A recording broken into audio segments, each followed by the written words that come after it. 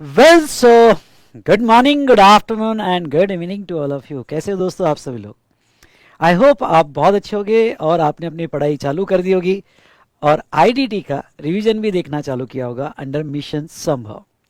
सो दोस्तों, यहाँ पे आज का रिवीजन टॉपिक हमारा है इनपुट टैक्स क्रेडिट, जो एक इम्पॉर्टेंट टॉपिक है। और यस, ये रिवीजन जरूर करना और अपने सारे दोस्तों को ये लिंक शेयर करना आपको अगर बहुत अच्छा लगे। ठीक है, तो चलिए सबसे पहले तो मैं आपको बता दूं कि यहाँ यस हमने सप्लाई डन कर दिया है, सप्लाई हो गया है। डिस्क्रिप्शन में आपको प्लेलिस्ट मिल जाएगी जिसमें सप्लाई टॉपिक हमने रिवाइज कर लिया, बहुत अच्छे से कर लिया। उसके बाद में वैल्यू ऑफ सप्लाई भी हमने कंप्लीट कर दिया और ये मैंने बहुत अच्छे से रिवाइज किया है, बहुत अच्छे से रिवाइज किया है। तो आप अपने कंफर्ट के हिसाब से ये दो लेक्चर्स आपने नहीं देखे होंगे तो देख लेना। और मैं आपको कहूँगा कि ये रिवीजन आपका जो अनप्रोडक्टिव टाइम है, जहाँ स्टडी नहीं होती आपकी खाना खाते वक्त या सुबह से लेकर शाम तक पढ़ते पढ़ते थोड़ा हेक्टिक हो जाता है, थोड़ा बोर हो जाते हो, तो ये रिवीजन करो तो आप सब्जेक्ट से कनेक्शन में आ जाओगे और नेक्स्ट डे वो टॉपिक के क्वेश्चंस प्रैक्टिस करना आपको आसान जाएगा। चार्ट बुक आपके सामने रखना। नाउ ये रिवीजन चार्ट बुक के बेस पर है, तो कोई स्टूडेंट अगर इसको पहली बार देख रहा होगा ये सेशन को, तो उन लोगों को मैं बता दूं पहले दो सेशन मैं ऑलरेडी रिकॉर्ड करके डाल चुका हूं। ठीक है, और आपको नोट्स सॉरी आपको नोट्स डिस्क्रिप्शन में वन स्टॉप सॉल्यूशन लिंक मिल जाएगी, प्लेलिस्ट मिल जाएगी और मेरा टेलीग्राम यूट्यूब चैनल जरूर ज्वाइन कीजिएगा। ओके, तो वो यूट्यूब चैनल में आपको लिंक भी मिल जाएगी। ओके, तो यहाँ पे लिंक किए जो लेक्चर की लिंक है और डिस्क्रिप्शन जरूर देखिएगा। यस, चार्ट बुक की पीडीएफ मैंने वन स्टॉप सॉल्यूशन लिंक नीचे डिस्क्रिप्शन में मटेरियल रिसोर्सेस है उसमें दे दी है। और अगर आपको फिजिकल कॉपी चाहिए तो फिजिकल कॉपी आप हमारे वेबसाइट से ऑर्डर कर सकते हो। साथ साथ में मैं डिस्क्रिप्शन में अगर फिजिकल कॉपी आपको बाय करना होगा तो उसका मैं यहाँ पे हमारी वेबसाइट का लिंक भी अटैच कर दूंगा। तो चलिए दोस्तों, अब आज हम देखेंगे आईटीसी। आईटीसी जो है इसमें दो पार्ट में देखने वाले हैं, पार्ट ए अभी और पार्ट बी मंडे को आएगा।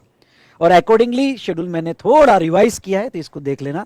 तो पार्ट ए अभी अप्रोक्सीमेटली 1.5 आवर चलेगा और उसके बाद में पार्ट बी चलेगा। ठीक है, तो चलिए शुरू करते हैं हमारा टॉपिक बिना लेट किए हुए और मिशन संभव में input tax credit. Are you ready? Done. Okay, एक लंबी सांस लो और कहो जो भी हुआ अच्छा हुआ और जो भी होगा बहुत अच्छा होगा। आए हम कुछ अच्छा करने। हाँ दोस्तों, एक बात मैं बताना चाहूँगा कि कुछ स्टूडेंट्स पूछ रहे हैं कि सर अमेंडमेंट का सेकंड लेक्चर कब आएगा। तो जो बचे हुए लेक्चर्स है तो मैं आपको ये बता दूं कि मैं इंस्टीट्यूट के स्टैट्यूटरी अपडेट का वेट कर रहा था, अभी तक नहीं आई है, तो कोई बात नहीं है। ओके, मैं अमेंडमेंट का सेकंड लेक्चर एक दो दिन में तैयार कर दूंगा जिसमें जीएसटी की most of the amendments cover हो जाएगी। ठीक है, तो यस, मंडे तक आपको वो लेक्चर मिल जाएगा। तो चलिए शुरू करते हैं हमारा revision on ITC. Done done done done. चलो, तो आ जाते हैं हमारा chart based revision input tax credit. सबसे पहले तो इनपुट टैक्स क्रेडिट में डेफिनेशन ऑफ इनपुट अगर हम आए तो definition of input, input means any goods, ख्याल रहे एनी गुड्स से शुरुआत हुई, मतलब बिजनेस के लिए जो भी आप परचेस करोगे सारा इनपुट्स में आ जाएगा। यूज और intended to be use in the course of business. हाँ, इसमें अदर देन कैपिटल गुड्स ये आपको लेना है, कैपिटल गुड्स इसमें कंसीडर नहीं होगा। बाकी सारा इनपुट्स कुछ भी हो, यानी trading profit and loss account के डेबिट साइड में जो जो भी आपने गुड्स खरीदा सबके क्रेडिट्स आपको मिल जाएंगे। Okay, now next input service है। इनपुट सर्विस मतलब any service use in the business, तो आपको उसका क्रेडिट दे दिया जाएगा। इसलिए जब प्रॉब्लम सॉल्व करोगे तो पहला थॉट ये आना चाहिए, कोई भी गुड्स खरीद यार, वेयर हाउस में खरीद, डेपो में खरीद, ऑफिस में खरीद, ओके शॉप में खरीद, कुछ भी खरीद, बिजनेस के लिए यूज कर रहा है ना, क्रेडिट दे दिया जाएगा। तो एनी सर्विस के लिए भी वही है, any service use in the course of business आपको आईटीसी दे दिया जाएगा। नाउ आपको कैपिटल गुड्स का क्रेडिट मिलता है और वो भी 100% क्रेडिट आपको कैपिटल गुड्स का मिल जाता है। ओके, जो मंथ में आपने परचेस किया और ये सारी कंडीशन फुलफिल कर दी, उसी मंथ में आपको 100% आईटीसी दे दिया जाता है। Means the goods the value of which is capitalise in the books of account. ये डेफिनेशन अकाउंटिंग प्रिंसिपल के साथ कनेक्ट की है और अगर कोई गुड्स की वैल्यू आपने कैपिटलाइज की होगी तो वो कैपिटल गुड्स माना जाएगा। नो डाउट इसमें भी कंडीशन है, विच आर यूज, अंडरलाइन करो, और intended to be use in the course or furtherance of क्या, बिजनेस। अगर आपने बिजनेस के लिए यूज किया होगा तो आपको आईटीसी दे दिया जाएगा। उसके बाद में नेक्स्ट मैं आपको एक बात बता दूं, यहाँ पे यूज और इंटेंडेड टू बी यूज यानी क्या, यहाँ पे भी है ओके, यूज और इंटेंडेड टू बी यूज यहाँ पे भी है ओके। तो और यहाँ पे भी यूज और इंटेंडेड टू बी यूज है, मतलब क्या, एक तो आप अपने आउटवर्ड के लिए यूज कर रहे हो या आपके स्टॉक में हो, स्टॉक में हो तो भी आपको आईटीसी दे दिया जाएगा। 1-to-1 correlation is not necessary for availment and utilisation of ITC. जो भी पूरे मंथ का क्रेडिट आपने लिया ओके, फिर वो कोई भी इनपुट्स का हो, use in the business, capital goods, input service का जो भी होगा, तो वो आप अपने आउटवर्ड टैक्स के लिए यूज कर सकते हो। 1-to-1 कोरिलेशन इंपॉर्टेंट नहीं है। इनपुट टैक्स यानी क्या, जो आपके परचेजेस पे सीजीएसटी, एचजीएसटी, यूटीजीएसटी, आईजीएसटी लगा ऑन योर इनवर्ड सप्लाई। साथ साथ में अगर आप इंपोर्ट करते हो तो इंपोर्ट पे आईजीएसटी लगा। ये मेरे साथ अंडरलाइन किया करो, तो क्या हो जाता है, अंडरलाइन माइंड मैपिंग बनाता है और एक साइकोलॉजी है, मैं आपको बता दूं। अगर आप अंडरलाइन करते हो तो डेफिनेटली जो है आपको याद भी आता है और माइंड उसको याद भी करता है, ठीक है।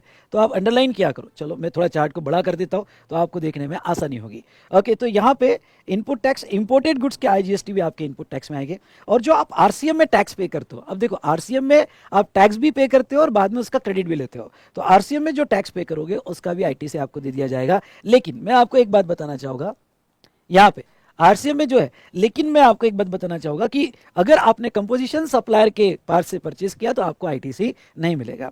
आउटपुट टैक्स मतलब आपके आउटवर्ड पे जो टैक्स है ओके, जो आपने सप्लाई किया तो उसे आउटपुट टैक्स बोला जाएगा। पर ये वाला पार्ट अंडरलाइन करना, जो आप रिवर चार्ज में पे करते हो, ध्यान देना, जो आप रिवर चार्ज में पे करते हो वो आपके आउटपुट टैक्स नहीं माना जाता है। इसलिए रिवर चार्ज का पेमेंट आपको इलेक्ट्रॉनिक क्रेडिट लेजर के थ्रू पे करना पड़ता है, उसके लिए आप आईटीसी यूज नहीं कर सकते हैं। ओके, तो ये था regarding to input tax credit. Okay, ये चार्ट हमने यहाँ पे देखा। चलो अब सेक्शन 16 चालू करते हैं। ओके, डेफिनेशन हमारी खत्म हो गई। सेक्शन 16 अगर हम देखें, भाई क्या हो रहा है, चार्ट नहीं आ रहा है यहाँ पे। ओके 2 मिनट रुको। ओके, यहाँ चलो कोई प्रॉब्लम नहीं, साइड्स की जगह थोड़ी ये हो रही है पर कोई प्रॉब्लम नहीं। ओके, इधर स्क्रीन की तरफ ध्यान देना।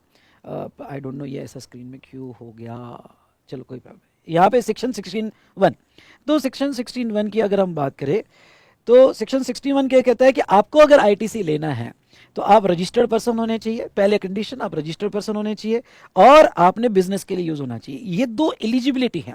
अगर आप अनरजिस्टर्ड हो, ओके समझ लो कि यहाँ पे एक एग्जांपल लेते हैं, आप जो है पहले थ्रेशोल्ड ले रहे हो, यूआरपी हो, और फिर आप आरपी बन गए।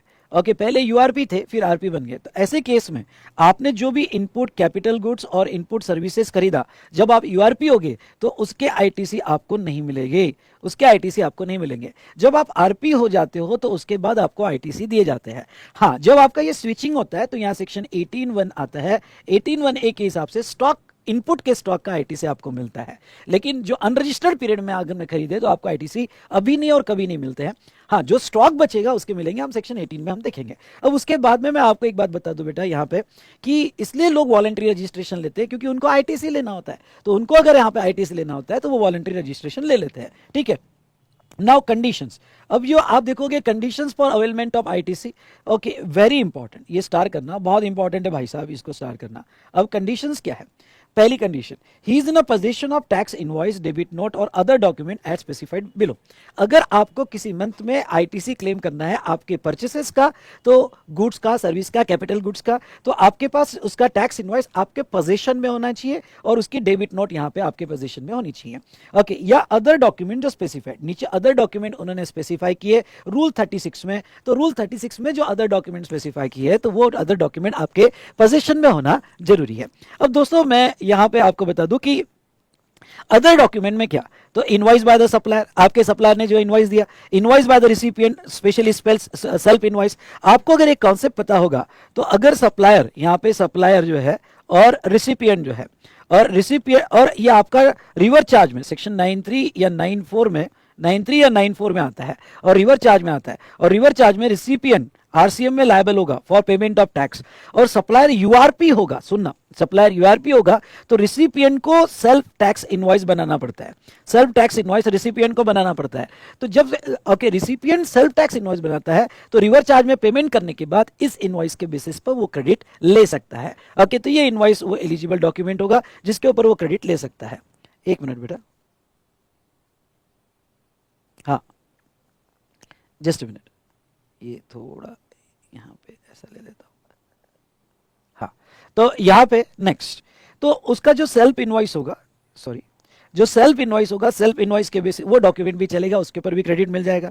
Debit note, no doubt debit note एक सप्लीमेंट्री डॉक्यूमेंट मानी जाती है। Bill of entry, revise invoice और डॉक्यूमेंट बाय आईएसडी। तो आप रिवाइज इनवॉइस जनरली जब आप लायबल टू रजिस्टर्ड हो जाते हो till the date of RC, इस पीरियड के दौरान जो भी आपने नॉर्मल इनवॉइस दिए उसको रिवाइज करने पड़ते हैं। तो रिवाइज इनवॉइस हो गए तो उसका भी ओके वो भी डॉक्यूमेंट एलिजिबल फॉर आईएसडी होगा, सॉरी एलिजिबल फॉर आईटीसी होगा, और बाद में documents issued by the ISD वो भी लिया जाता है। फिर नेक्स्ट यहां पे ये तो बात हुई कौन कौन से डॉक्यूमेंट हमारे पोजीशन में होने चाहिए अदर डॉक्यूमेंट्स में। अब इस डॉक्यूमेंट से रिलेटेड रूल 36 ने एक बात कही, क्या बात की कि भाई बहुत सी बार जब आपके परचेस के डॉक्यूमेंट्स आते हैं जो हमने प्रिस्क्राइब किए हैं, इसमें स्पेलिंग मिस्टेक हो जाती है, डेट मिस्टेक हो जाती है, इंफॉर्मेशन एड्रेस वगैरह गलत हो जाता है, तो यहाँ पे कुछ भी गलती हुई ओके आपके डॉक्यूमेंट में तो क्या क्रेडिट डिनाई किया जाएगा? नहीं, ओके क्रेडिट डिनाई नहीं किया जाएगा। अगर आपके इनवॉइस में यहाँ पे details of tax, description of goods service, description of goods और सर्विस, value of supply, GST and place of supply in case of interstate supply, यानी ये 5 इंफॉर्मेशन एक बार फिर से पढ़ता हूं। ओके डिटेल्स ऑफ टैक्स सही है आपके इनवॉइस में, डिस्क्रिप्शन ऑफ गुड्स और सर्विसेज सही है, वैल्यू ऑफ सप्लाई सही लिखा हुआ है, जीएसटी नंबर सही लिखा हुआ है, और place of supply specially interstate होगा तो वो केस में यहाँ पे ये 5 इंफॉर्मेशन सही हो गए तो वो ऑथेंटिकेट डॉक्यूमेंट माना जाएगा, ऑथेंटिक डॉक्यूमेंट माना जाएगा।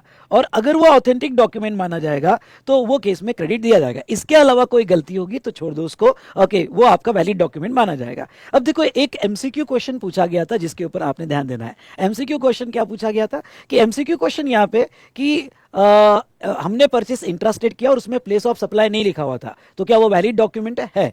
क्योंकि प्लेस ऑफ सप्लाई की जो रिक्वायरमेंट है, सुनो यहाँ पे, ओके प्लेस ऑफ सप्लाई की जो प्लेस ऑफ सप्लाई की जो रिक्वायरमेंट है वो रिक्वायरमेंट ओके सिर्फ इंटरस्टेट होगा तो ही, इंट्रा होगा तो 4 ही है, अदरवाइज 5। ठीक है, समझ में आया? अगर no ITC if tax has been paid और demand is confirm because of fraud, और फ्रॉड में यहां पे सामने लिख देना सेक्शन 74।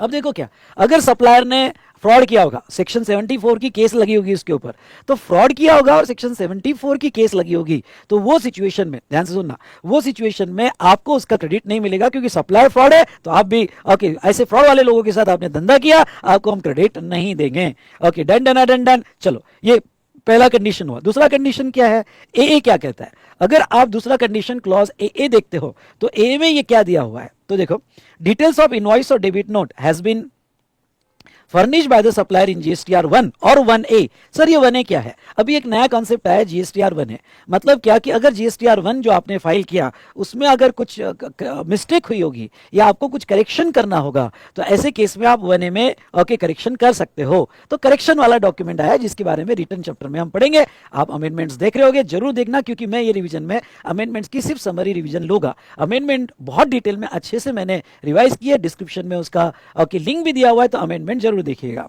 ओके तो जीएसटीआर 1 और 1A जो है यहां पे सप्लायर अपडेट कर रहा है और आपके 2B में आ रहा है। अगर आपके जीएसटीआर 2B में आ रहा है तो ऐसे सिचुएशन में ध्यान सुनना, जीएसटीआर 2B में आ रहा है तो ऐसे सिचुएशन में यहां पे आप उसके बेस पर आईटीसी ले सकते हो, लेकिन 2B में आना बहुत जरूरी है। ओके इससे रिलेटेड रूल 36(4) है। 36(4) भी वही कहता है कि सप्लायर ने जीएसटीआर 1 और 1A में अपडेट कर देना चाहिए। ये सब क्लॉज को सपोर्ट करता है और कुछ नहीं है। और आप आईटीसी जो आप लेने वाले हो वो आपके जीएसटीआर 2B में अपडेट हो जाना चाहिए। तो ये कोई इतना इंपॉर्टेंट नहीं है, ये भी आपने क्लॉज ए पढ़ लिया अच्छे से तो भी चलेगा। उसके बाद में नेक्स्ट कंडीशन क्या है, B clause, he has received goods and services और बोथ। नाउ तीसरी कंडीशन आपको आईटीसी लेने की, अगर कोई मंथ में आप आईटीसी ले रहे हो तो वो गुड्स या वो सर्विस या दोनों जो भी ले रहे हो वो रिसीव्ड हो जाना चाहिए भाई साहब। हाँ रिसीव्ड होना चाहिए। अब रिसीव्ड का मतलब आपके बिजनेस प्लेस पे रिसीव हो जाना चाहिए, वेयर हाउस पे रिसीव हो जाना चाहिए, कहीं पे साइट पे रिसीव होना चाहिए, पर रिसीव हो जाना चाहिए। ओके तो ये आपको क्रेडिट मिलेंगे। इसमें कॉन्सेप्ट है bill to ship to. Bill to ship to मतलब क्या, अगर मैं यहाँ पे बिल टू शिप टू की बात करें तो एक ट्रायंगल बनता है बिल टू शिप टू में। एक होता है सप्लायर, एक होता है आरपी जिसको हम थर्ड पर्सन कहेंगे, और एक होता है रेसिपिएंट। इसने इसको ऑर्डर दिया, इसने पास ऑन किया और डायरेक्ट शिप टू इसको हुआ, पर इनवॉइस इसको जाएगा। अब देखो इसमें प्रॉब्लम क्या है, अगर बेटा इनवॉइस थर्ड पर्सन को जा रहा है, पर ये जो थर्ड पर्सन है ध्यान से देखना, ये जो थर्ड पर्सन है, ये थर्ड पर्सन को गुड्स तो रिसीव नहीं हो रहा है। One of the condition for receipt of goods क्या है? Okay, one of the condition for ITC क्या है कि गुड्स रिसीव हो जाना चाहिए। अब वो बंदे को तो रिसीव नहीं हो रहा है, क्यों? क्योंकि वो डायरेक्ट शिफ्ट टू आर को हुआ। अगर शिफ्ट टू आर को हुआ तो ऐसे केस में तो भाई साहब वो बंदा जिसके नाम का इनवॉइस है वो क्रेडिट कैसे लेगा? तो वो कहते हैं कि ऐसे केस में it shall be deem that goods are received. ये बंदे को रिसीव्ड कब माना जाएगा? तो ये बंदे को रिसीव्ड माना जाएगा जब goods are delivered by supplier to recipient. जब सप्लायर यहां पे गुड्स डिलीवर्ड कर देगा, ओके, जब सप्लायर डिलीवर कर देगा किसको? रिसिपिएंट को, तब ये माना जाएगा कि वो थर्ड पर्सन को गुड्स रिसीव हो गया। क्या बात है। ओके, थर्ड पर्सन को गुड्स रिसीव हो गया। उसके बाद में यहाँ पे अगर सर्विस भी ऐसे ट्रायंगल में चल रही होगी, किसी के डायरेक्शन पे गुड्स सप्लाई किया होगा, bill to ship to model होगा, तो जिस दिन सर्विस प्रोवाइडर ने, सप्लायर ने सर्विस प्रोवाइड कर दी, उस दिन सर्विस रिसीव मान ली जाएगी। अब ये जो कंडीशन है बेटा, यहाँ पे ए और क्लॉज बी, तो ये ए और बी ये क्यूमुलेटिव कंडीशंस है और ये आपको एक साथ फुलफिल करनी पड़ेगी, ये एक साथ फुलफिल करनी पड़ेगी। अब ये लॉ क्या कहता है, यहाँ पे देखो, मैंने नीचे एक एग्जांपल लिया है। समझ लो सिचुएशन ए लेते हैं, ए बी सी और डी। ओके, यहाँ पे सिचुएशन हम कवर कर रहे हैं। सिचुएशन ए में date of receipt of invoice, देखना date of receipt of invoice, उसके बाद में date of receipt of goods और services, updated GSTR two B and eligible ITC. सुनना यहाँ पे, एलिजिबल आईटीसी, ठीक है। तो अब समझ लो इनवॉइस आया अप्रैल में, यहां पे इनवॉइस आया अप्रैल में, गुड्स भी अप्रैल में आ गया और हमारे टू बी में भी अप्रैल के टू बी में अपडेट हो गया, यानी अप्रैल का टू बी जो मई में अपडेट होगा। अगर ये तीनों कंडीशन फुलफिल हो गई, मतलब क्या, ऊपर ए और बी, ओके, ऊपर ए और बी, ये तीनों कंडीशन फुलफिल हो जाती है तो आप अप्रैल में ही आईटीसी ले सकते हो। ओके, दूसरा इनवॉइस अप्रैल का है, ओके, गुड्स रिसीव मई में हुआ और टू बी अप्रैल के टू बी में अपडेट हुआ। अप्रैल का टू बी मतलब जो मई में आता है, तो ऐसे केस में क्या मैं अप्रैल में आईटीसी ले पाऊंगा? नहीं, आप अप्रैल में आईटीसी नहीं ले पाओगे, गुड्स बाद में आया। सेकंड कंडीशन जो हमारी थी, और क्या कंडीशन थी कि गुड्स, सॉरी यहाँ पे बी वाली कंडीशन की गुड्स रिसीव नहीं हुआ, तो यार रिसीव नहीं हुआ तो क्या इसका क्रेडिट नहीं मिलेगा? मिलेगा, पर कौन से मंथ में मिलेगा? तो मई के मंथ में मिलेगा। चलो ये भी रिवाइज हो गया। उसके बाद में मई में इनवॉइस आया, गुड्स अप्रैल में आ गया। ओके, सुनना, मई में रिवाइज आया, गुड्स अप्रैल में आ गया और यहाँ पे जीएसटीआर टू भी मई का अपडेशन है, तो अप्रैल में नहीं मिलेगा। ओके, आपको मई में मिलेगा। अप्रैल में इनवॉइस आ गया, गुड्स और सर्विस भी अप्रैल में आ गए, पर सप्लायर ने लेट अपडेट किया, ओके, जीएसटीआर 1 में, इसलिए हमारे टू बी जुलाई में आया। अगर हमारे जुलाई के टू बी में आता है तो हमें जुलाई में मिलेगा। इससे हम कंक्लूजन क्या लेंगे? तो ऊपर जो कंडीशन ए और बी हुई है, ओके, इससे आप ये कंक्लूजन लो कि जो विचएवर इज लेटर होगा, तो यहां पे लिख देना, ओके, जो विचएवर इज लेटर होगा, विचएवर इज लेटर होगा, तो जो विचएवर इज लेटर होगा वो लिया जाएगा। ध्यान सुनना, जो विचएवर इज लेटर होगा वो लिया जाएगा और उस मंथ में आपको आईटीसी मिल जाएगा। ओके, उसके बाद में क्लॉज बी ए, ओके, क्लॉज बी ए, तो बी ए जो है अभी गवर्नमेंट क्या कर रही है, अगर सप्लाई रिटर्न नहीं देगा, फर्स्ट टाइम रजिस्टर्ड पर्सन है पर उसका एड्रेस वेरीफाई नहीं हुआ, ओके, ऐसे बहुत सारे क्राइटेरिया रख रही है, ब्लैक लिस्ट वाले। अगर रूल सेक्शन 38(2) में, ओके, देखना सेक्शन 38(2) कर दो, सेक्शन 38(2) में अगर आपका सप्लायर ब्लैकलिस्ट में, ध्यान सुनना, आपका सप्लायर ब्लैकलिस्ट में है, तो वो सिचुएशन में यहां पे आपको उसके इनवॉइस के क्रेडिट नहीं मिलेंगे अगर आपका सप्लायर ब्लैकलिस्ट में। तो 38(2) में उन्होंने क्राइटेरिया दिया है, वो इतना कोई इंपॉर्टेंट नहीं है, पर जस्ट मैं आपको बता रहा हूं। उसके बाद में सी कंडीशन क्या है? सी कंडीशन यह है कि tax charge on such supply has been actually paid to government by the supplier, मतलब आप जिसका क्रेडिट लेना चाहते हो, ओके, वो टैक्स उसने गवर्नमेंट को पे कर देना चाहिए। फॉर एग्जांपल यहां लेते हैं सप्लायर और आप रजिस्टर्ड पर्सन जो आईटीसी लेना चाहते हो, मैं आपकी बात कर रहा हूं, आप रजिस्टर्ड पर्सन जो आईटीसी लेना चाहते हो, तो इसने 1 लाख का इनवॉइस बनाया और इसके ऊपर जीएसटी लगाया और वो 18,000, इसके ऊपर जीएसटी लगाया, कितना? 18,000। तो ये जो है 18,000 जीएसटी लगा रहा है, इसने गवर्नमेंट को पे कर देना चाहिए, जीएसटी गवर्नमेंट को पे कर देना चाहिए 18,000, तो आपको आईटीसी दे दिया जाएगा, तो आपको आईटीसी भी दे दिया जाएगा। अब सवाल ये है कि भाई ये रजिस्टर्ड पर्सन कैसे जानेगा कि उसने पे कर दिया? तो ये रजिस्टर्ड पर्सन, बिल्कुल सही है, ये रजिस्टर्ड पर्सन कैसे जानेगा कि उसने पे कर दिया? तो अब मैं आपको बताता हूं। उन्होंने यहां पे सेक्शन 41 में कहा क्या कि अगर रजिस्टर आप पहले तो क्या करो, आपका इनवॉइस आ गया, आपने सारी कंडीशन फुलफिल कर दी, ए बी, ओके, और बी ए, इतना कंडीशन फुलफिल कर दिया, तो आप सेल्फ असेस बेसिस पे आईटीसी ले लो आपके 2B में। वो बाद में चेक करेंगे कि आपके सप्लायर ने वो गवर्नमेंट को दिया कि नहीं दिया, वो बाद में देखेंगे। फिर ओके, आप आईटीसी क्लेम करने के बाद में पता चलता है कि भाई उसने जो है गवर्नमेंट को पे ही नहीं किया, पे ही नहीं किया और आप आईटीसी ले चुके हो, तो वो सिचुएशन में आपको जो है उसने पे नहीं किया, नॉट पेड और डिपॉजिटेड करस्पॉन्डिंग सप्लाई, तो टैक्स पेयर को आईटीसी रिवर्स करना पड़ेगा along with interest as per rule 37A। और उसको रिवर्सल कैसे करना पड़ेगा एज पर 37A? तो 37A के हिसाब से मैं थोड़ा रिवर्सल आपको बता दूं कि नीचे उन्होंने मेथड्स दी है, ओके, कैसे आपने रिवर्स करना है, ये मेथड्स आपको फॉलो करनी पड़ेगी। अब ये मेथड क्या करती है, ये रहा चार्ट आपके सामने, ये मेथड क्या कहती है।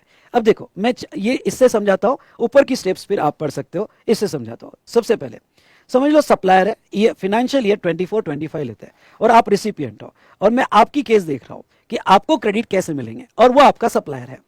टैक्स पीरियड है जून, हम किसकी बात कर रहे हैं, जून की बात कर रहे हैं। जून में मैंने उससे गुड्स और सर्विसेज खरीदा, ओके, गुड्स और सर्विसेज मैंने जून में खरीदा, डन।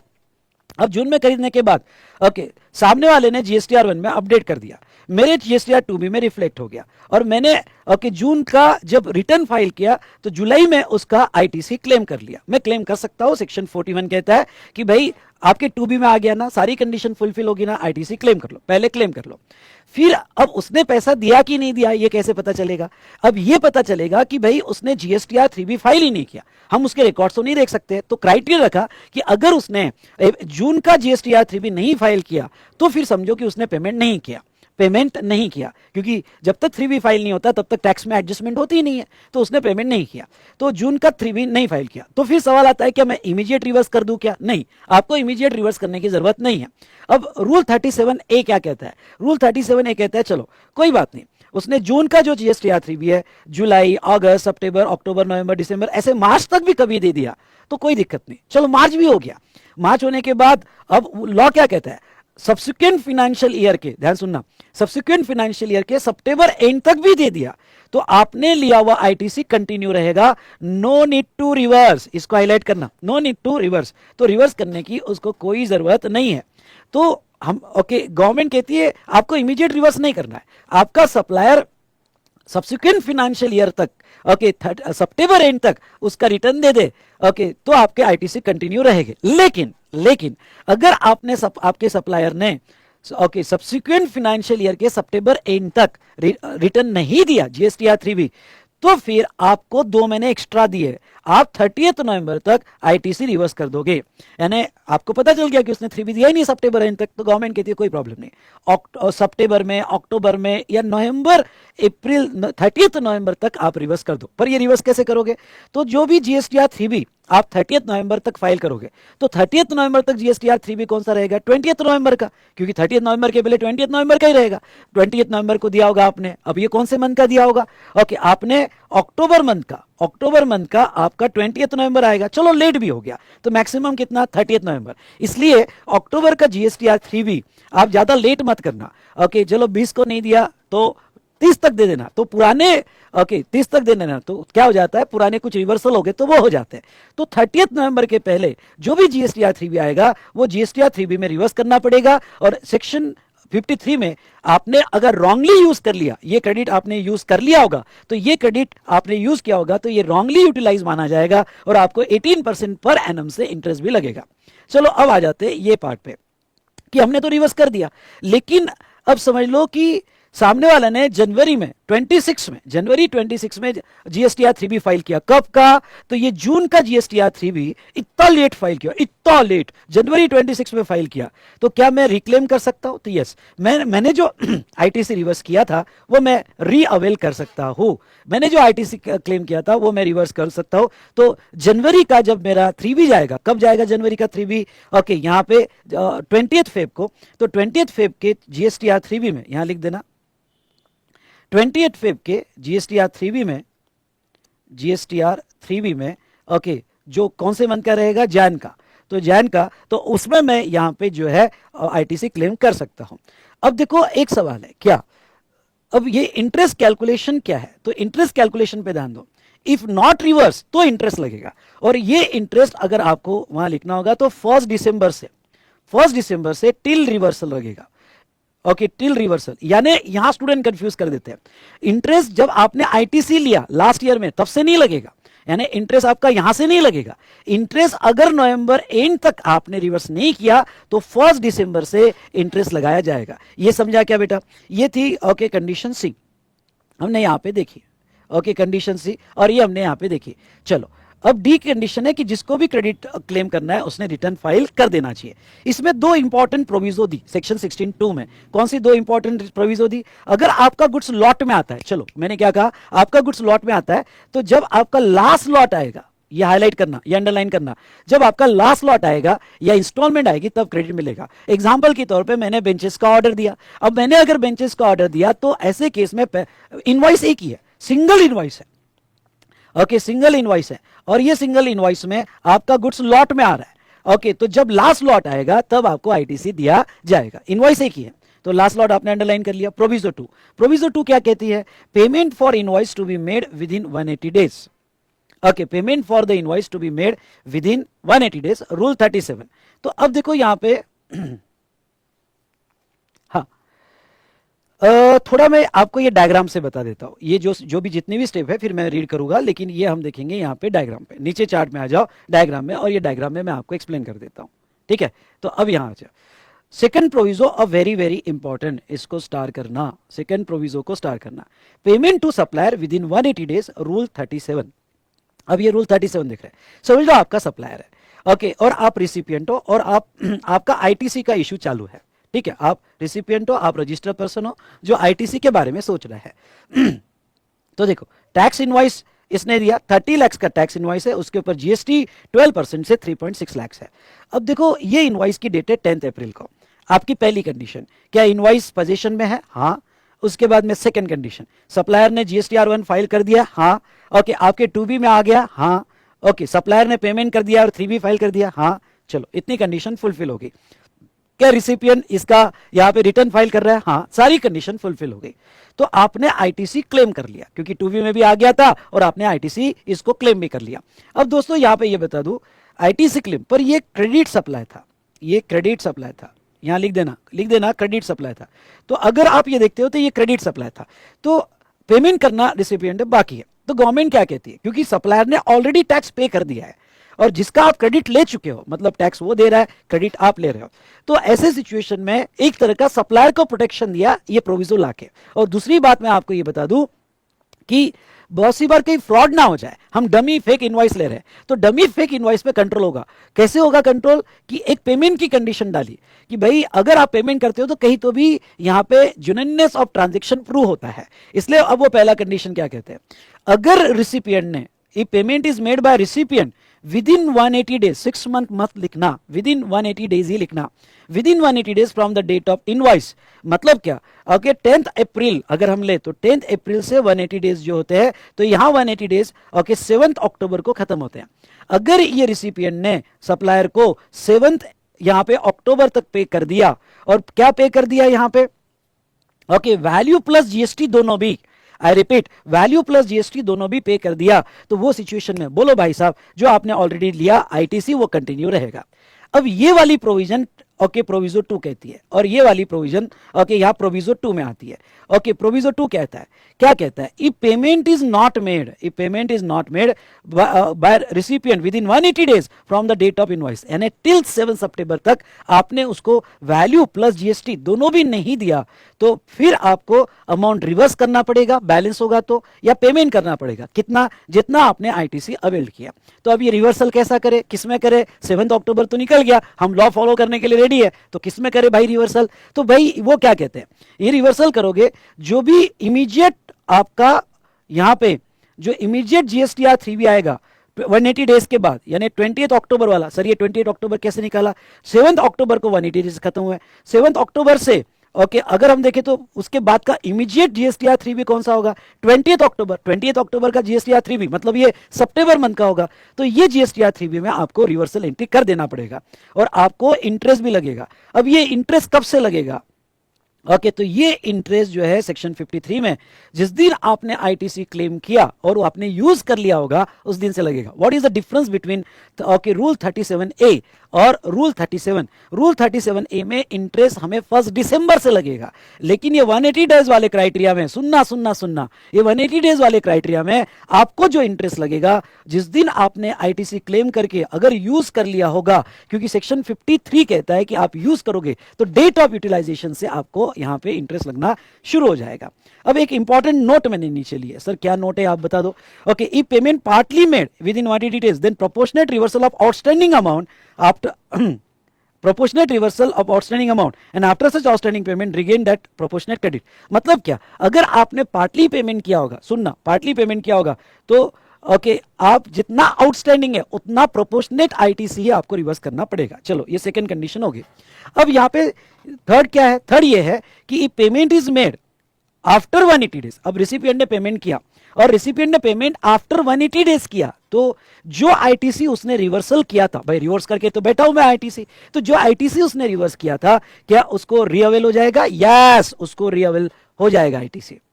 ओके, रीअवेलमेंट ऑफ आईटीसी, इसको ऐसा बॉक्स करो, रीअवेलमेंट ऑफ आईटीसी मिल जाएगा, पर सिर्फ आईटीसी रीअवेल होगा, इंटरेस्ट रीगेन नहीं होगा।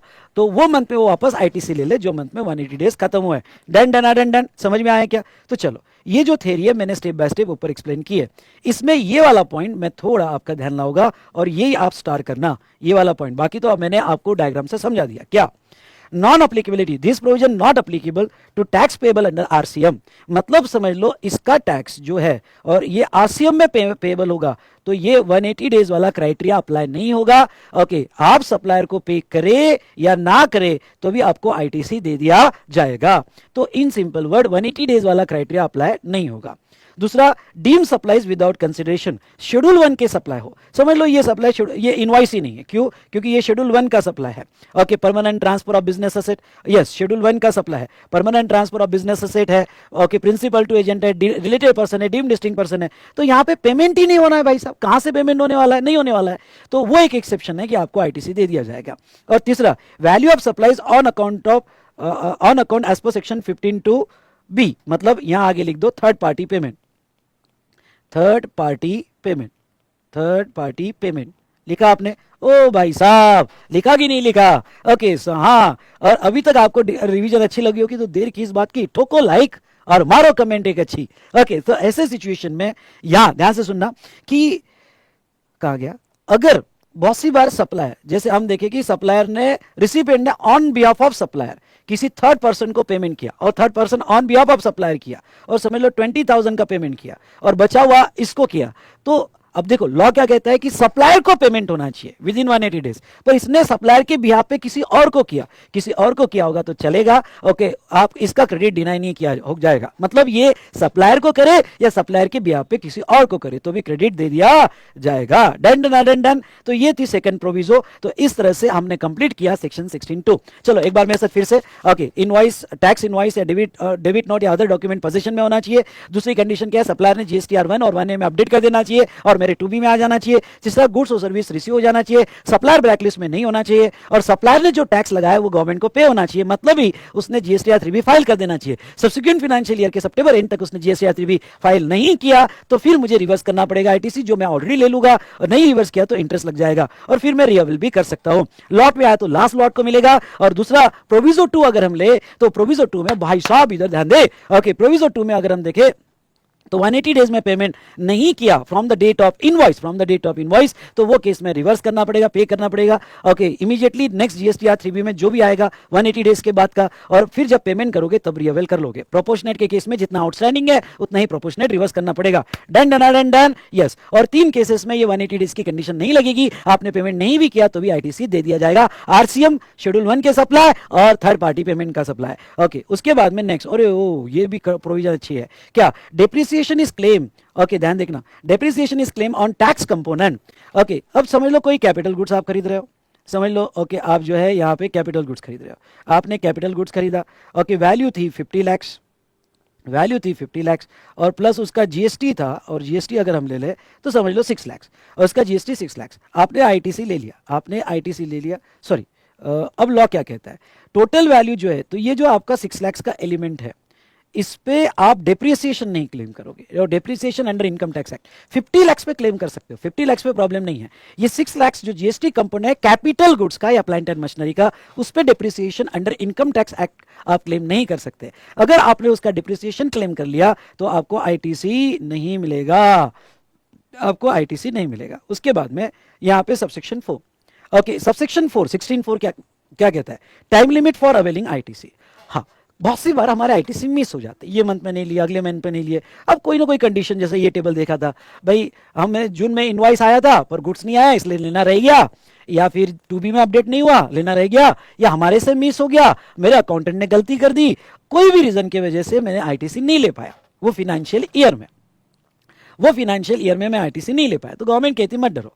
अगर वो फाइनेंशियल ईयर में आईटीसी नहीं लिया तो वो फाइनेंशियल ईयर का आईटीसी, सुनो, वो फाइनेंशियल ईयर का आईटीसी आप अगर नहीं ले पाए होगे तो सब्सिक्वेंट फाइनेंशियल ईयर के 30 नवंबर तक किसी भी जीएसटीआर 3B में आप क्लेम कर सकते हो।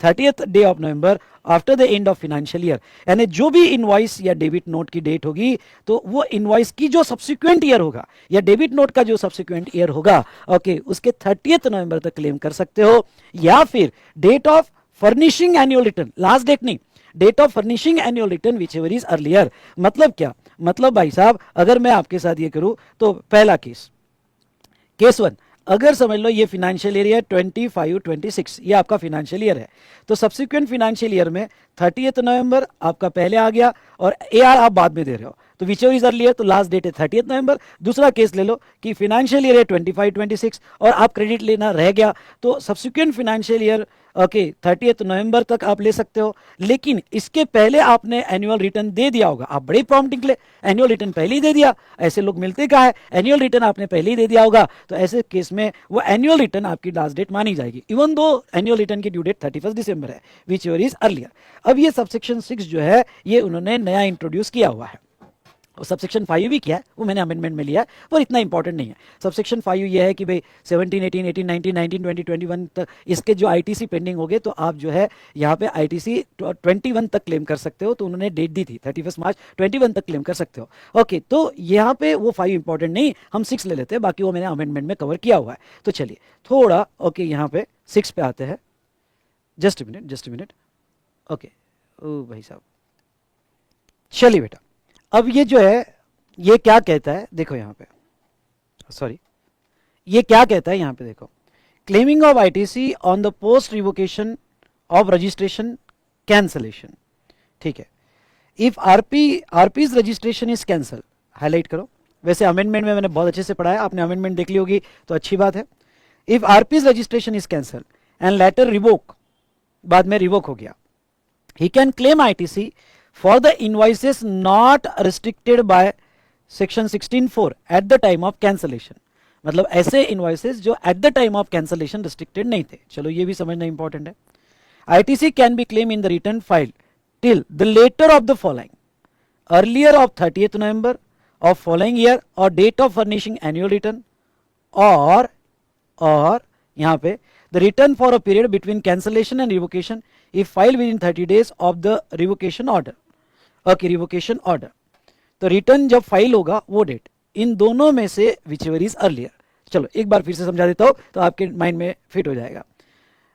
अगर हम आते हैं तो ये मैंने एक एग्जांपल लिया है, ये एग्जांपल पे आओ, लेट्स से एग्जांपल आपका मंथ है जुलाई, ओके, आपका यहाँ पे मंथ है जुलाई, ठीक है, जुलाई में एक इनवॉइस था जिसकी वैल्यू 1 लाख थी और 18,000 उसका जीएसटी था, ठीक है, जुलाई 25 हमें देखना है। अब इसका हम क्रेडिट कब क्लेम करेंगे, जब जुलाई का जीएसटीआर 3B फाइल करोगे 20th अगस्त को, तो जुलाई का जीएसटीआर 3B फाइल करोगे जब 20th अगस्त को, तो आप उसमें आईटीसी क्लेम करोगे। तो ओके, जीएसटीआर 3B और 20th अगस्त को, ये लिखने की जरूरत नहीं है पर लिख देना, 20th अगस्त को आप जीएसटीआर 3B फाइल करोगे फॉर जुलाई, तो तब आप आईटीसी क्लेम करोगे। पर क्या हुआ, 3B फाइल करने के पहले ही बंदे का रजिस्ट्रेशन कैंसिल होगा, ओ तेरी, बंदे का रजिस्ट्रेशन कैंसिल हुआ, इसका आईटीसी लेना ही रह गया। क्यों लेना रह गया, क्योंकि इसका 3B जाने के पहले ही रजिस्ट्रेशन कैंसिल हो गया, या कोई और पुराना इनवॉइस होगा जिसका आईटीसी लेना रह गया, ओके, जो मिसिंग इनवॉइस होगा जिसका आईटीसी लेना रह गया, ओ भाई साहब, ओके, उसका आईटीसी लेना रह गया। और अब हुआ क्या, ध्यान सुनना, अब हुआ क्या कि मेरा रजिस्ट्रेशन कैंसिल कर दिया गया बाय डिपार्टमेंट। मैं डिपार्टमेंट के पास गया, मैंने कहा भाई ऐसा मत करो, कैंसिल मत करो, मेरे क्रेडिट बाकी है, मैं सप्लाई कैसे करूंगा। वो चलता रहा कैंसिलेशन पीरियड, फिर अल्टीमेटली मेरा रजिस्ट्रेशन जो है रिवोक ऑर्डर आ गई, तो रिवोकेशन ऑर्डर आ गई और रिवोकेशन ऑर्डर मुझे दे दी गई, रिवोकेशन ऑर्डर दे दी गई। थैंक गॉड गवर्नमेंट ने वापस कर दिया मेरा रजिस्ट्रेशन। पर तब तक पीरियड बहुत हो गया था, क्योंकि रिवोकेशन आई 5 Feb 26 में। हाँ, ये 5 Feb है, हाँ ध्यान रखना, नहीं तो आप ये मैं लिख देता हूँ, ये 5 Feb है और 26 है। तो 5 Feb 26 को मेरा रिवोकेशन ऑर्डर आया। अब मेरा जो रिवोकेशन ऑर्डर है 5 Feb को, तो ये पीरियड के दौरान जो है मैंने कोई रिटर्न ही नहीं फाइल किया। ओके, और मैं टैक्स इनवॉइस भी नहीं दे सकता, सप्लाई कर सकता हूं पर टैक्स इनवॉइस नहीं दे सकता ड्यूरिंग दिस पीरियड। ओके, तो अब क्या होगा, गवर्नमेंट कहती है अगर आपने जिस दिन रिवोकेशन ऑर्डर आया वहां से 30 दिन के अंदर, 30 डेज के अंदर रिटर्न दे दिया होगा, तो अब आप इस इनवॉइस का आईटीसी या इसके पहले वाले इनवॉइस का आईटीसी जो कुछ रह गया होगा, और वो सेक्शन 16(4) के कोई रिस्ट्रिक्शन में नहीं है, मतलब 2B में अपडेट हुआ है, ऐसा नहीं कि 2B में अपडेट ही नहीं हुआ, मतलब सेक्शन 16(4) की टाइम लिमिट के अंदर है। यस, जुलाई की टाइम लिमिट थी। अब देखो इसमें एक बात समझ लेना, जुलाई की मैक्सिमम टाइम लिमिट थी सेक्शन 16(4) के अंदर, वो थी 30 नवंबर। और 30 नवंबर, सुनना, 30 नवंबर ओके 25 तक थी, 30 नवंबर 25 तक थी। अब वो भी डेट निकल गई। ओके, अब आ गया 15 Feb 26। मैं रोते बैठा हूं कि अरे यार मेरा तो क्रेडिट गया, अब मैं क्या करूं, मेरा तो क्रेडिट गया। ओके, डेट भी निकल गई, एनुअल रिटर्न की डेट भी निकल गई, सब चले गया, विच इज अर्लियर, अब मैं क्या करूं, मुझे तो क्रेडिट नहीं मिलेगा, अरे बाप रे अब मैं क्या करूं।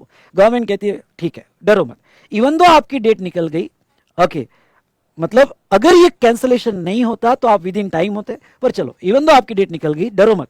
तो इंपॉर्टेंट क्या है, इंपॉर्टेंट है कि इसकी टाइम लिमिट की डेट नहीं निकल जानी चाहिए।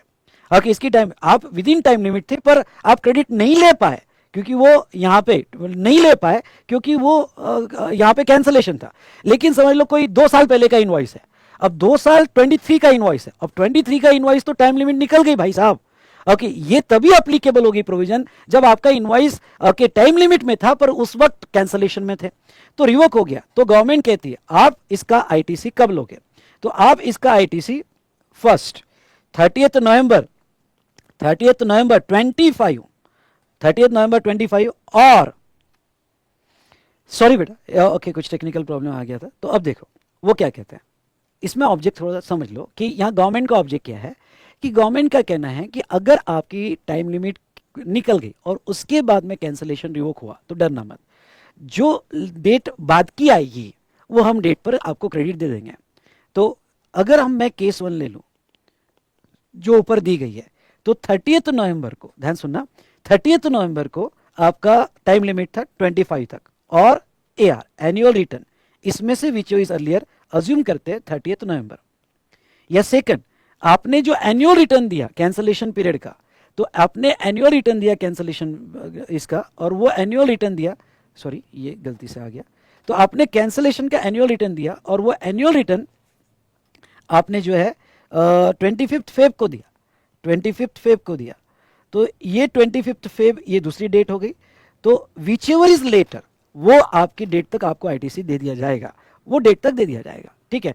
तो ये तो पहला केस हुआ। केस 2 क्या है, केस 2 अगर यहां पे ये रिवोकेशन जो होता, ये रिवोकेशन नवंबर के पहले हो जाता, तो फिर 30 नवंबर तक का तो टाइम था, या annual return whichever is earlier तब तक का तो टाइम था। ये मैंने जो एग्जांपल लिया रिवोकेशन बाद में हुआ, तो डरो मत, जब उसका रिटर्न जाएगा वो भी 30 दिन में जाना चाहिए, तो आपको आईटीसी दे दिया जाएगा। तो चलो ये आईटीसी चैप्टर का या ये कॉन्सेप्ट हमने सेक्शन 16 कंप्लीट किया, सारे एस्पेक्ट्स हमने कंप्लीट किए, done done done done. Okay, next okay discussion जो रहेगा हमारा block credit, next discussion block credit. चलो आते हैं ब्लॉक क्रेडिट पे। ब्लॉक क्रेडिट पे तो दोस्तों ब्लॉक क्रेडिट में सबसे पहले ये रखना कि ब्लॉक क्रेडिट अगर होगा तो आईटीसी नहीं मिलेगा, even though goods use in the business, आईटीसी नहीं मतलब नहीं। सबसे पहले लेते हैं सेक्शन 17(5)(a) मोटर व्हीकल। अगर मोटर व्हीकल होगा, इसमें उन्होंने क्या क्राइटेरिया रखा हुआ है, motor vehicle use for transportation of person and motor vehicle use for transportation of goods. अगर गुड्स के लिए होगा तो आईटीसी अलाउड, गुड्स के लिए दिया हुआ है। ट्रांसपोर्टेशन ऑफ पर्सन के लिए मोटर व्हीकल होगा तो इसमें दो, सिटिंग कैपेसिटी इंक्लूडिंग ड्राइवर 13 और लेस होगी, और सिटिंग कैपेसिटी मोर देन 13 होगी। अगर मोर देन 13 होगी तो आईटीसी अलाउड, आईटीसी अलाउड, उसमें प्रॉब्लम नहीं है। 13 और लेस होगी तो आईटीसी नॉट अलाउड। तो आप ऐसे स्टेप देखना, प्रॉब्लम में अगर मोटर व्हीकल दिया, गुड्स का होगा तो दे दो, पर्सन का होगा तो नॉर्मली नॉट, दिमाग में आना चाहिए, नहीं मिलेगा। पर्सन का होगा तो नहीं मिलेगा, लेकिन अगर सिटिंग कैपेसिटी 13 से ज्यादा है तो आईटीसी दे दिया जाएगा। नाउ अब मैं ये पॉइंट पे आता हूं कि अगर आपकी सिटिंग कैपेसिटी 13 और लेस है और आप एक्सेप्शन में आते हो, मतलब आपका कोई स्पेशल बिजनेस सेक्टर है, ओके, वैसे तो मोटर व्हीकल बिजनेस में खरीदा 13 या लेस का तो पहला थॉट नहीं मिलता है, पर कुछ स्पेशल सेक्टर को उन्होंने दिया है। कौन से स्पेशल सेक्टर? अगर आप motor vehicle for further supply के लिए खरीद रहे होगे, अब फर्दर सप्लाई मतलब क्या? Sale, transfer, barter, okay, barter, exchange, supply and exchange, lease, disposal और एक्सेट्रा। तो अगर आपने लीज के लिए भी खरीदा मोटर व्हीकल तो वो फर्दर सप्लाई माना जाएगा और वो टैक्सेबल होगा तो आईटीसी दे दिया जाएगा मोटर व्हीकल का। उसके बाद में देखो, यहां पे देखो, ध्यान दो इधर, अगर आपने पैसेंजर ट्रांसपोर्टेशन सर्विस के लिए लिया तो मिल जाएगा, training and driving of motor vehicle school लिया तो आईटीसी अलाउ हो जाएगा। तो यहाँ पे ये 3 उसके एक्सेप्शन है जहां आईटीसी अलाउ होगा, इसलिए मैंने यहाँ पे भी स्टार कर देना, यहाँ पे भी स्टार कर देना, ओके, यहाँ पे भी स्टार कर देना। तो ऐसे केस में ये डबल स्टार रखे जहां आईटीसी अलाउड है और ये सिंगल स्टार रखा है जहां आईटीसी अलाउड नहीं है। ओके, ये तो था मोटर व्हीकल। नेक्स्ट हम लेते हैं वेसल और एयरक्राफ्ट से रिलेटेड। वेसल और एयरक्राफ्ट, ओके, यहाँ पे गुड्स ट्रांसपोर्टेशन के लिए होगा तो आईटीसी अलाउड है। पर्सन के लिए होगा, भाई इंडिगो ने खरीदा, ओके, यहाँ पे इंडिगो एयरलाइन, स्पाइसजेट, ओके, तो इन्होंने यहाँ पे अगर एयरक्राफ्ट खरीदा पर्सन ट्रांसपोर्टेशन के लिए, आपने चार्टर्ड प्लेन खरीदा, ओके, तो ऐसे केस में तो ये इंप्रेशन आ रहा है कि नॉर्मली एयरक्राफ्ट या वेसल का आईटीसी अलाउड नहीं है, नॉर्मली नहीं है।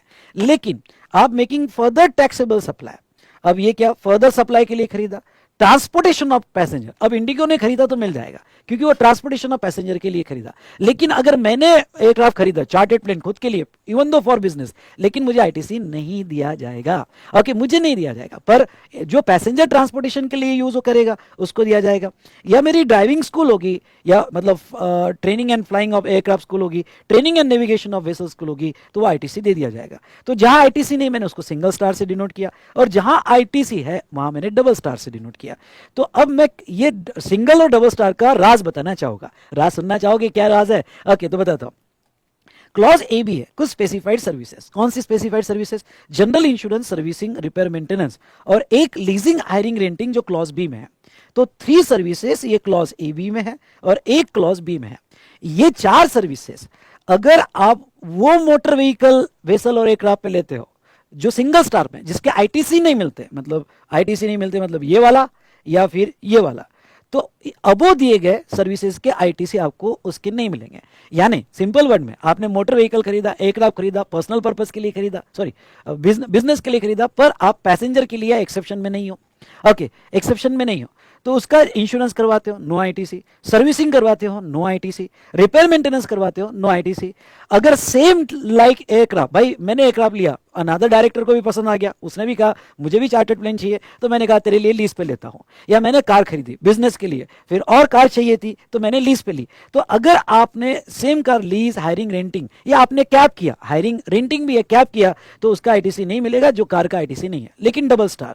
लेकिन जहां जहां आईटीसी अलाउड है, भाई साहब यहां अलाउड है, यहां अलाउड है, यहां अलाउड है, जहां जहां आईटीसी अलाउड है, या यहां पे अलाउड है, यहां पे अलाउड है, तो जहां आईटीसी अलाउड है तो ये चारों सर्विस का आईटीसी मिल जाएगा अगर उस पर आप सर्विसेज लेते हो। चलो, नाउ ये हमने कॉन्सेप्ट देखा। फिर एक सर्कुलर है, availability of ITC in respect of demo vehicle. अब देखो, डेमो व्हीकल में पहले ITC on demo vehicle use for transporting up to 13 people including driver under section 17(5)(a), ठीक है, 17(5) है। तो demo vehicle for transporting up to 13 people होगा, okay. तो वैसे तो ब्लॉक क्रेडिट में है, but if demo vehicle use to promote sale, जैसे trial run, demonstration to potential buyer.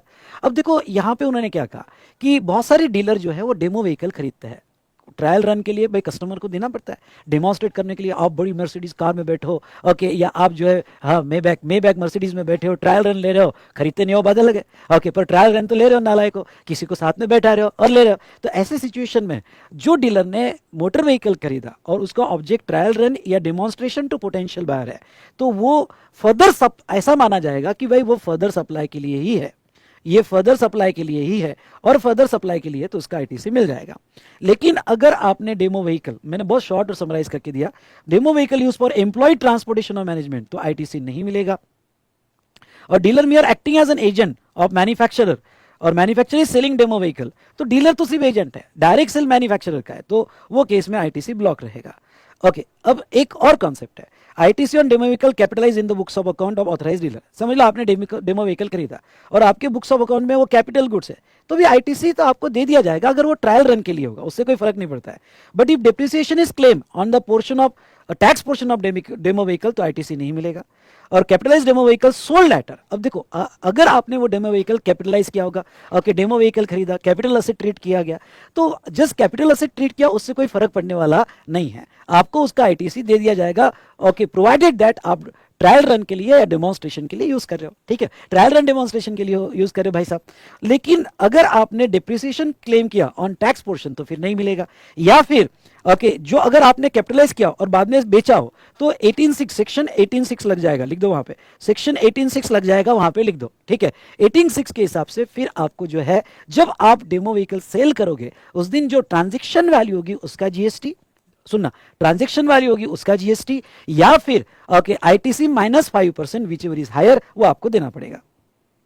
तो ये था रिगार्डिंग टू डेमो व्हीकल बेटा। अब देखो नेक्स्ट, गुड्स और services use in the business not eligible for ITC, यहां आईटीसी कर देना, नॉट एलिजिबल फॉर आईटीसी, ठीक है। अब देखो यहां थोड़ा इसको समझ लो, पहला क्या कहता है, क्लॉज बी में कहां ब्लॉक क्रेडिट है, फूड और ब्यूरेजेस आपने खरीदा होगा, outdoor catering, beauty treatment, health services, cosmetic plastic surgery, life insurance और leasing renting of ineligible motor vehicle vessel और एयरक्राफ्ट, जो हमने ऊपर देखा। तो अगर आपके ये आइटम्स हो गए, ओके फूड से लेके दिस, तो even though it's business expenses, even though debited to profit and loss account, पर आपको इसका आईटीसी नहीं दिया जाएगा, नहीं दिया जाएगा। इसको कैसे याद करना, लिस्ट को ऐसे याद करो कि भाई मुझे और मुझे, ओके सो यहाँ पे सुना, मुझे और उसको, यहाँ पे कहीं हमने सोचा रेस्टोरेंट में जाते हैं घूमने, थोड़ा फूड वूड खाते हैं, साथ में रहते हैं, ओके एक में के जाने दो, ज्यादा मत सोचो। तो जहां तक देखा जाए तो फूड और ब्यूरेजेस बाहर जाने का सोचा, तो बाहर मतलब आउटडोर कैटरिंग, तो हमने बाहर जाके कुछ फूड और कैटरिंग यानी रेस्टोरेंट में जाने का सोचा, वो भी तैयार हुई। मैंने भी जिम मारा, हेल्थ सर्विसेज, कॉस्मेटिक और प्लास्टिक सर्जरी, वो भी तैयार हुई। मैंने भी ओके यहाँ हेल्थ सर्विसेज कर देना, हेल्दी कहां से आ गया, ओके हेल्थ सर्विसेज यहां पे वो कर देना, ठीक है। तो हेल्थ सर्विसेज, कॉस्मेटिक और plastic surgery, life insurance and health insurance, leasing renting of ineligible motor vehicle vessel aircraft.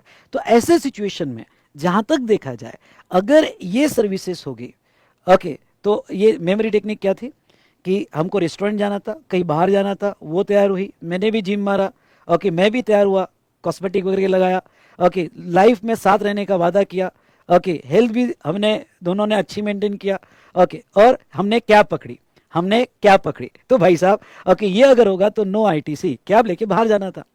दूसरा मेंबरशिप ऑफ क्लब, हेल्थ और फिटनेस सेंटर, तो आईटीसी नहीं मिलेगा। Third travel benefit extended to employ on vacation, okay travel concession, तो आपको ITC नहीं मिलेगा।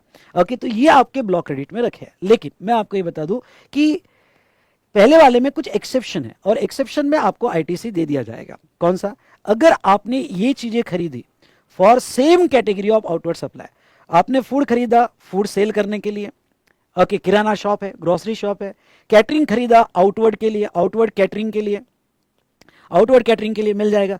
आपका आपने सब कॉन्ट्रैक्टर ब्यूटिशियन का सर्विस खरीदा ब्यूटिशियन के लिए, तो आईटीसी मिल जाएगा। यानी सेम सर्विस आपने आउटवर्ड सेम सप्लाई के लिए खरीदा, तो वो केस में आईटीसी दे दिया जाएगा। दूसरा कंपोजिट और मिक्स सप्लाई, यानी अगर आपने ये सर्विस आपके आउटवर्ड सप्लाई में ओके कंपोजिट करके दिया होगा या मिक्स करके दिया होगा आउटवर्ड सप्लाई के साथ, पर कस्टमर को दिया होगा, तो उसका आईटीसी आपको दे दिया जाएगा। डन। ओके अब वेरी वेरी इंपॉर्टेंट जहां स्टूडेंट इग्नोर कर देते हैं, वो क्या, if above supplies are provided to employ under the statutory obligation by the employer, okay above supplies are provided to employ by the employer, यहां एक word डाल देना, बाय द एम्प्लॉयर, एम्प्लॉयर ने दिया और वो अंडर स्टैट्यूटरी ऑब्लिगेशन दिया, underline करना, स्टैट्यूटरी ऑब्लिगेशन दिया तो यहाँ पे आईटीसी अलाउ हो जाएगा, मतलब ये स्टैट्यूटरी ऑब्लिगेशन में दिया या ये दिया या ये दिया तो आपको आईटीसी अलाउ कर दिया जाएगा। ये क्लॉज भी था, ये थोड़ा मैं बाद में लेता हूँ।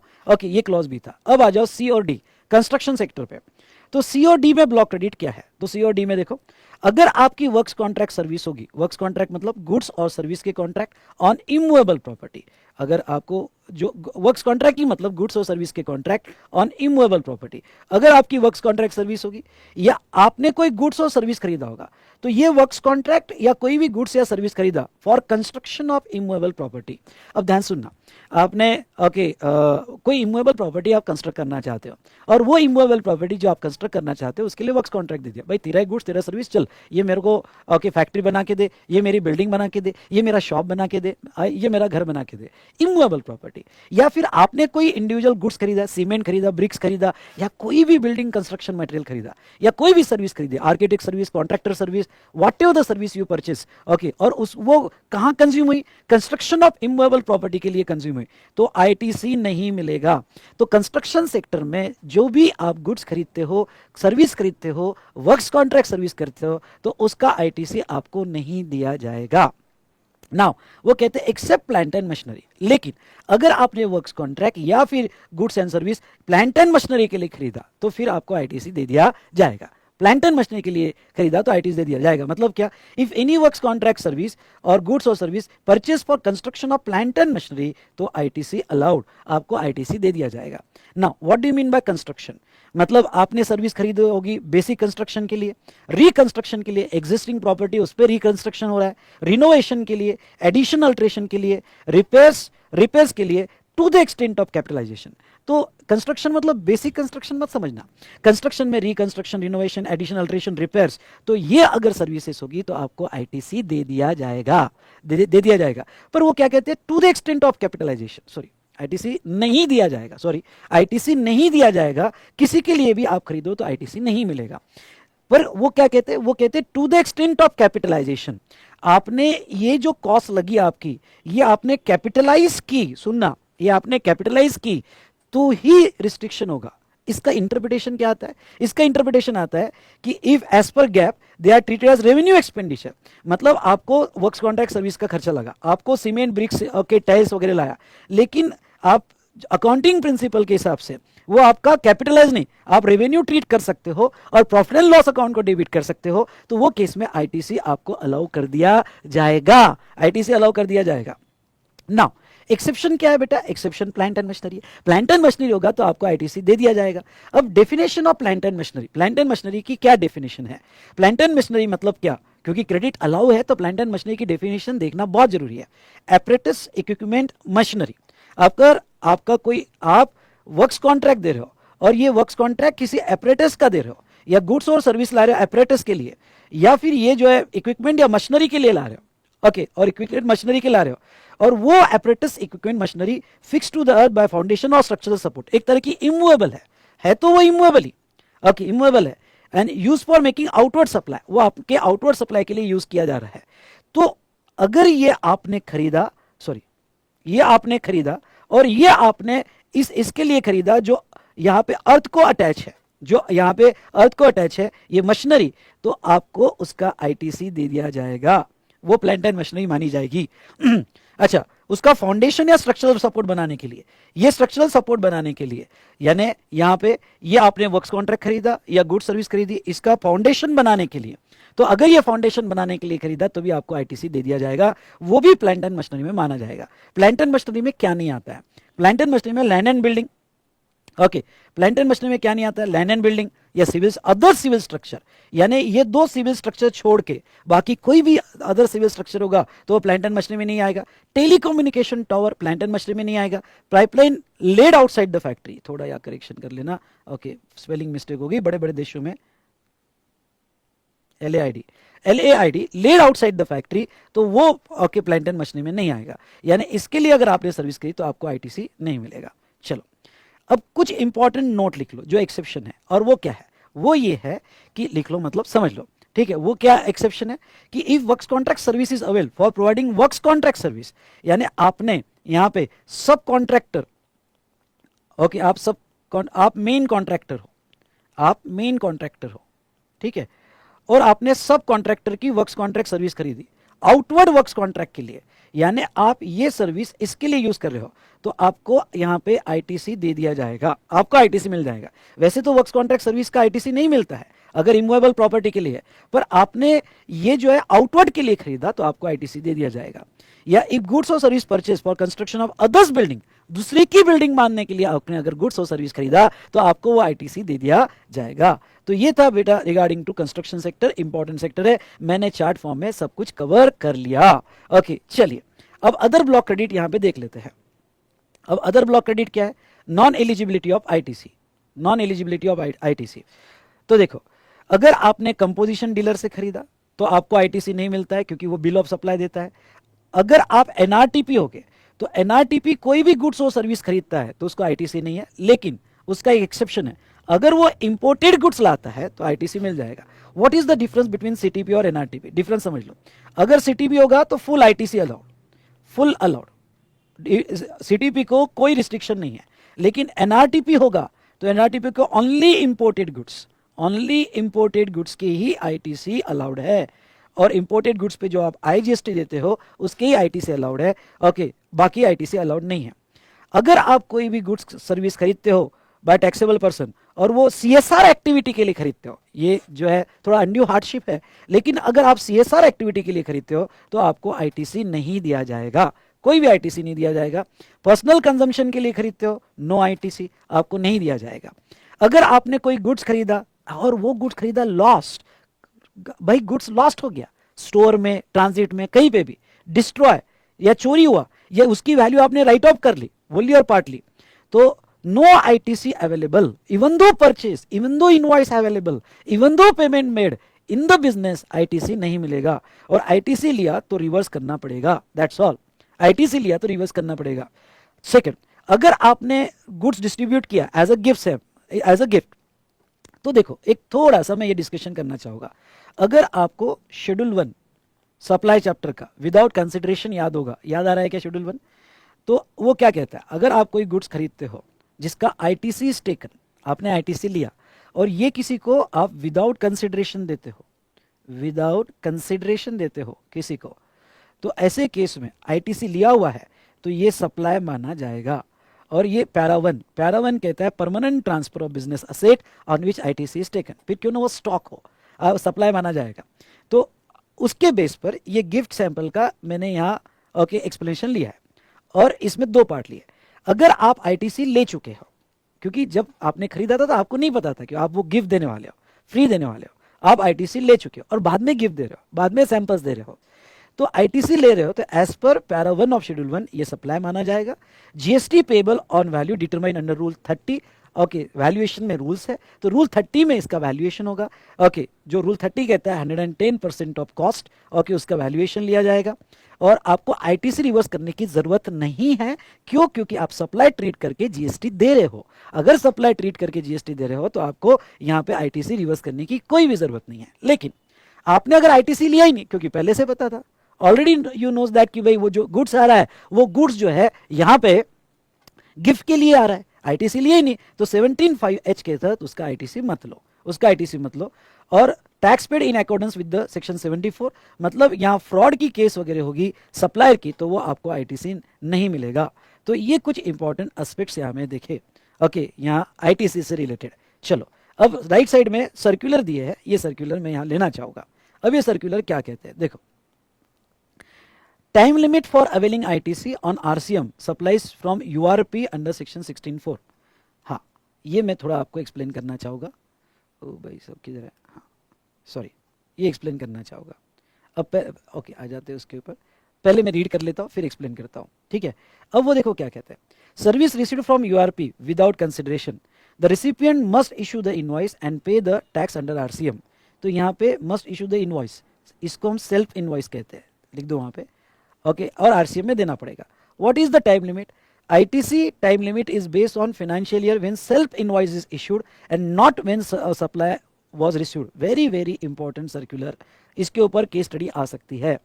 Invoice issued after TOS. If self invoice issued late, the recipient must pay the interest on delay tax and may face the penalty under section 122 पर आपको आईटीसी की एलिजिबिलिटी और टाइम लिमिट सेल्फ इनवॉइस के base पर fix होगी। Sir थोड़ा समझाओ।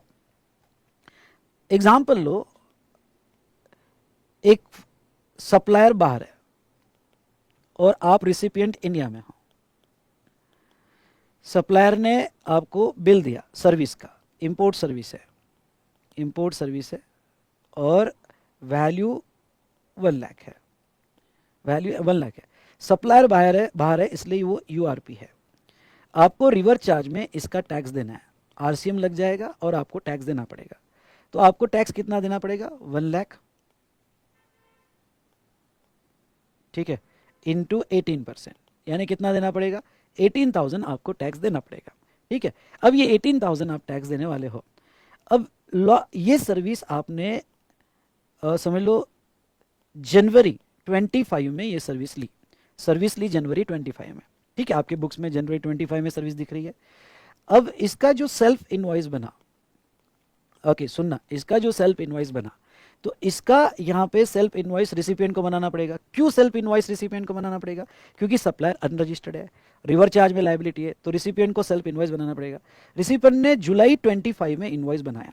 ये फाइनेंशियल ईयर था 24-25 और ये फाइनेंशियल ईयर है ओके 25-26, ये फाइनेंशियल ईयर है 25-26। डन। तो अब देखो बेटा, ये जो फाइनेंशियल ईयर 25-26 हो गया, तो what is the time limit for availing ITC? इसकी टाइम लिमिट क्या रहेगी? टाइम लिमिट क्या रहेगी आईटीसी की?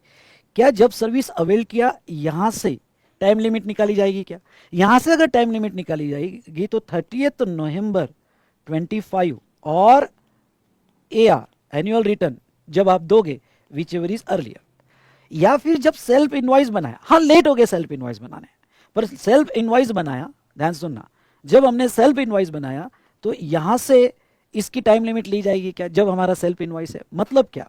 मतलब 30 नवंबर 26 और annual return which is earlier, तो कौन सा लिया जाएगा? तो ये सर्कुलर क्या कहता है भाई, इससे कोई लेना देना नहीं। कब सर्विस ली, आपकी टाइम लिमिट सेल्फ इनवॉइस से ली जाएगी, आपकी टाइम लिमिट सेल्फ इनवॉइस से ली जाएगी। अरे समझा कि नहीं समझा? सेल्फ इनवॉइस से ली जाएगी। ठीक है, आपका टाइम ऑफ सप्लाई चले जाएगा तो आपको इंटरेस्ट लगेगा, पेनल्टी लगेगी, इनवॉइस नहीं बना इसलिए सेक्शन 122 की पेनल्टी लगेगी, वो सारी बातें ठीक है। लेकिन very very important, time limit, ITC time limit is based on the financial year when self invoice is issued and not when supply was received. Done done done done. Next, ITC for duct और manholes in optical fibre cable network. तो जैसे optical fibre cable network होते हैं telecommunication tower के लिए, तो duct और manhole ये प्लांट एंड मशीनरी माना जाएगा और इसका आईटीसी दे दिया जाएगा। हाँ, तो टेलीकम्युनिकेशन टावर के लिए, फाइबर्स के लिए डक बनाए जाते हैं, क्योंकि अगर फाइबर केबल में कुछ खराबी होगी तो आदमी जाएगा कहाँ से? तो साइड से डक बनाया जाता है, तो मैनहोल बनाए जाते हैं कि जिससे आदमी जाए वो ठीक करे। तो अब वो क्या हो गया, वो यहाँ पे डिपार्टमेंट का कहना था कि pipelines laid outside the factory, तो इसलिए उसका आईटीसी नहीं मिलेगा। तो सीबीआईसी ने कहा नहीं, वो प्लांट एंड मशीनरी है, अगर वो प्लांट एंड मशीनरी है तो उसका आईटीसी दे दिया जाएगा। Another very very very very very very important circular, now ITC entitlement for insurance company on motor vehicle repairs in reimbursement claim.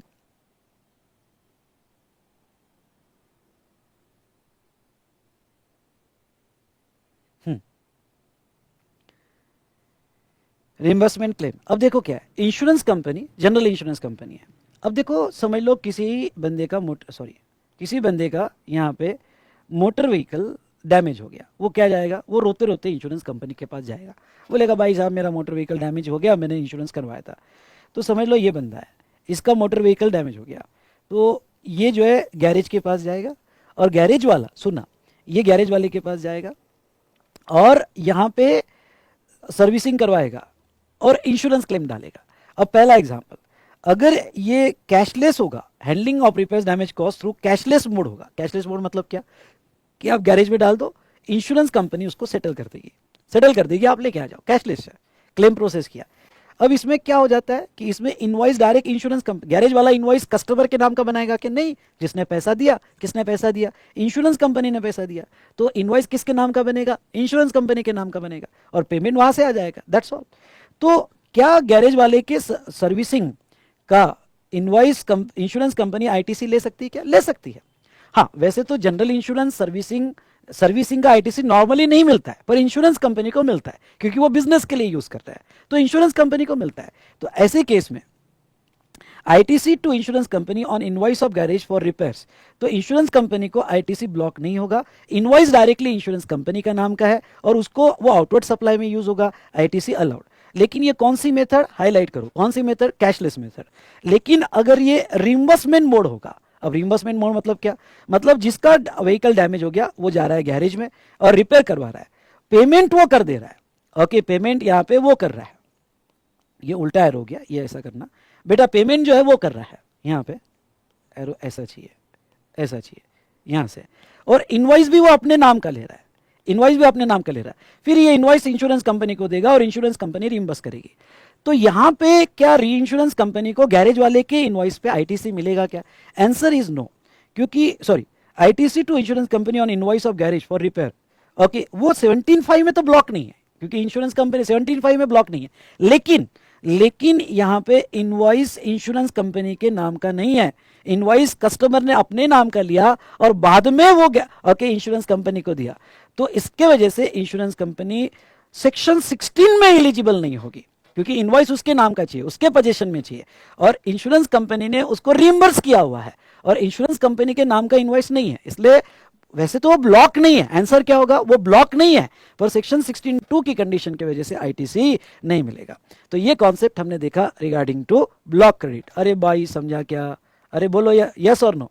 तो चलिए दोस्तों, ये हमने यहाँ पे सेक्शन 16, सेक्शन 17 का रिवीजन किया, ठीक है। इसके बाद का जो सेक्शन 17 के अपॉर्शनमेंट ऑफ आईटीसी, सुनना, अपॉर्शनमेंट ऑफ आईटीसी और सेक्शन 18 स्विचिंग होता है तो कैसे होगा, और आईएसडी, ये कॉन्सेप्ट हमारे नेक्स्ट सेशन में हो गया। ओके, और हमारा नेक्स्ट सेशन जो आएगा वो मंडे को आएगा, नेक्स्ट सेशन में। ओके, थोड़ा वो सेशन 1.5-2 घंटे का होगा, लेकिन मंडे को यहाँ पे नेक्स्ट सेशन में हम कवर कर लेंगे। बड़ा इंपॉर्टेंट डिस्कशन रहेगा, आप सभी ने रिवीजन कर लेना। ओके, जो रूल 42 और 43 से रिलेटेड है, तो आपकी फटाफट रिवाइज हो जाएगी। और मैं एक बात कहना चाहूँगा, जहाँ तक अमेंडमेंट्स की बात है, तो अमेंडमेंट का सेकेंड पार्ट हमारा बाकी है, तो अमेंडमेंट का सेकेंड पार्ट भी जल्द से जल्द आपको मिल जाएगा। ओके, तो मैं 1-2 दिन में वो डाल दूंगा। डन? चलिए, तो आई होप आपको ये रिवीजन बहुत अच्छी लगेगी जब आप कंप्लीट करोगे, या लगी होगी, अभी आपने कंप्लीट किया होगा। तो यहाँ पे आपको अच्छी लगी हुई तो लाइक जरूर करना और कमेंट जरूर दीजिएगा। दोस्तों, मैं आपके लिए मेहनत कर रहा हूँ, बस आपका छोटा सा ओके काम मुझे मोटिवेट कर सकता है और मैं ऐसे ही आपके लिए रिवीजन वीडियो लेकर आऊँगा। Done done done done done. तो मिलते हैं नेक्स्ट सेशन में। Thank you so much. ठीक है, हाँ, और डिस्क्रिप्शन जरूर देखिएगा।